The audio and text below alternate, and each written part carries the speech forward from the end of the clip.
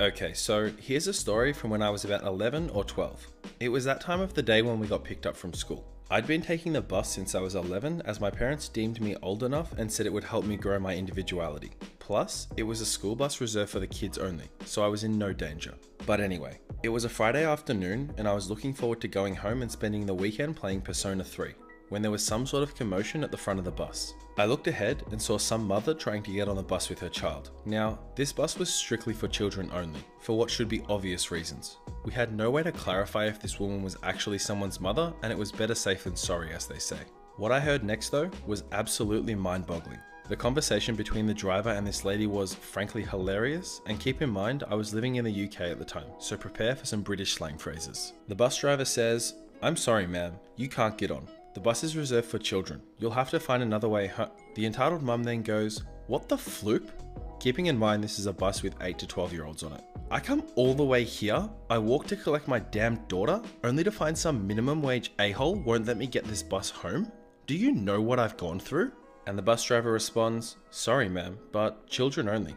We can't risk letting a random adult on." Then she goes, "So you're calling me an effing nonce? How do I know you aren't one?" At this point, everyone on the bus was staring at the woman and the poor driver looked like he wanted to just get on with his job. But of course, the woman would not relent. The entitled mum then says, "I have a right to be on this bus. My children are part of this school." Then by all means, your children can get on, just not you. It's policy. By then, the daughter who was around my age tried to slip on the bus, blushing and clearly embarrassed at the attention, but her mother sharply tugged her back. And she says, "No, you are not getting on this bus until this a-hole lets me on with you." After 10 minutes of back and forth, the mother eventually left, taking her child with her, and the driver sighed with relief, as we finally head off home. The ironic part is, the woman's daughter I ended up dating and I still do to this day. And she said once, and I quote, "Sometimes I wish I had your parents, or even anybody else's." Man, that was a plot twist and a half. This was the first time I read this story, and I'll tell you, there is no way in hell that I saw that coming. All I can say to this dude is, good luck in the future, because it sounds like this is not going to be a once-off thing. I'm a full-time student at a state university. To make extra money, I take classes in the afternoon and work mornings in a donut shop near my house. A few days ago, my manager and I were getting ready to open the shop. I get there around 5 AM and the store opens to the public at 5:30, so there's a solid 30 minutes of prep work, e.g. brewing coffee, organising displays, etc. However, we typically don't have customers until about 6 AM, which gives us a bit of a window to finish up the less important of our opening tasks, such as hint hint, preparing and setting out samples. For our samples, we usually take our flavour of the day donuts, i.e. a special flavour that we only have on that particular day of the week, cut it into bite-sized chunks, and put them on a sample tray on the counter for customers to try. I'm getting ready to do just that when a woman, late 20s, maybe early 30s, and her child, 5 to 6, walk in the store at about 5:35 AM. Me and my manager share a quick look of mild surprise, as it is a bit unusual to see someone in here so early, especially with a child. To put it into perspective, typically, the only people in here this early are the occasional firemen, police officers, teachers, etc. Still, no biggie. Since I was already in the middle of something, my manager goes to greet them and take their order, and I get back to getting the samples ready. I take out a donut and set it on the display plate, only to realize I forgot a knife. The entitled parent, who has been texting since she walked in and shows no signs of looking up even to place her order, proceeds to get 9 dozen donuts, an order that by all means should have been called in ahead of time, and requires 3 of our largest boxes. Hearing this, I move the display tray to the side of the counter and behind the boxes of tissue paper that we use to grab the donuts, as I don't want it to get in the way of my manager while she's boxing up the orders. I then go back and grab my knife from the kitchen, a trip that took 15 seconds max, only to return to see the sample plate is empty. Confused, I look at the open boxes to see if perhaps my manager grabbed it while filling the order. Considering that the flavour of the day was red velvet, it was very easy to tell that it wasn't there. I then turned to look over the counter, wondering if it had somehow been knocked onto the floor. That's when I noticed the entitled parent's child sitting in one of the armchairs in the corner of the eating area with what is undoubtedly the missing sample donut. Now, this probably pissed me off more than it should have. Hell, it still does. Since I've worked there a while, I've seen more than my fair share of entitled parents or large groups take more than one or even all of the samples for themselves, pretending they're being sneaky or just not caring. It really grinds my gears. But this was a level of blatant jackassery that I couldn't even fathom. My manager, who is now taping up the boxes, must have noticed that I stopped moving. She glanced at me, notices my now empty sample plate, then follows my gaze to the child in the corner. She blinks a couple of times, clearly just as baffled as I was, and then turns to the entitled parent. She says to her, "Excuse me, ma'am, did you take the donut that was sitting on this plate?" The entitled mum, who is still taking a second before finally bothering to look up from her phone, says, "Yeah, why?" My manager then says, "Ma'am, that was an entire donut."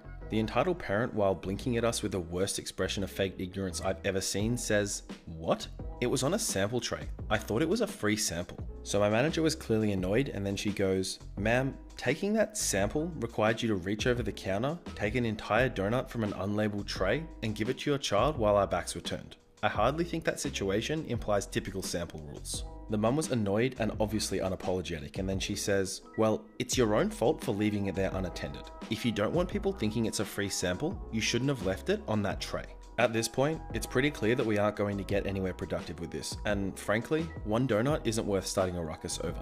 I ring her up while my manager brings the boxes over, and the total is pretty hefty. Well over $100 since she got some drinks as well. Now, on our cash registers, you have to press a subtotal button before it will display the amount owed on the customer's side of the counter.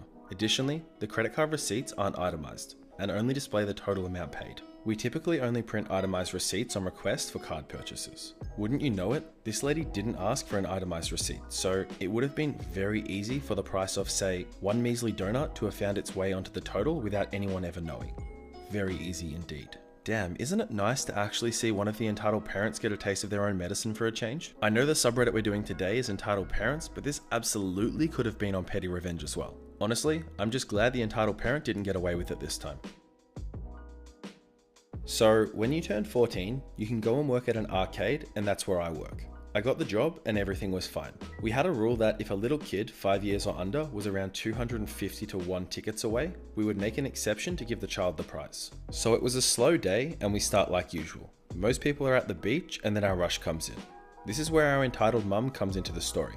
So I finish a little kid's prize and give it to him as he was 5 tickets away. The entitled mum comes on the counter and slaps a 2,000 ticket roll onto the counter. The entitled mum then turns to her kid and says, "Alright, let's call him little Jimmy. What do you want?" Now, I expect something small, like a Slinky or some Pokemon cards. And the entitled kid says, "I want the TV," and points at it. I say to them, "I'm sorry, but you don't have enough tickets to get that. May I recommend that game? You can actually get a lot of tickets from that game."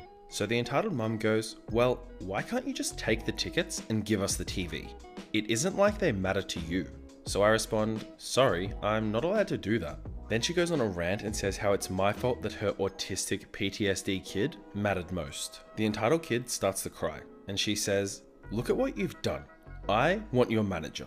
Now, the manager was out to lunch, and surprise, he put me in charge for the time being.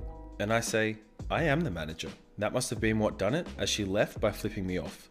What a nice woman. To be completely honest, these are the kind of entitled parents that really annoy me. You come across a lot of parents in these series, in particular mothers, who are just straight horrible people. While they do fill the entitled parents category, a lot of the time they're just straight up criminals and they get away with so many horrible things. Now that's not to say that someone like this woman is better than any of those people. What I'm trying to say is that people like this, who are entitled over some of the most ridiculous things, just don't make any sense to me. Really, I don't know which one of these people I would rather run into. I just hope that for my own sake and for everyone around me's sake, I don't ever run into an entitled parent.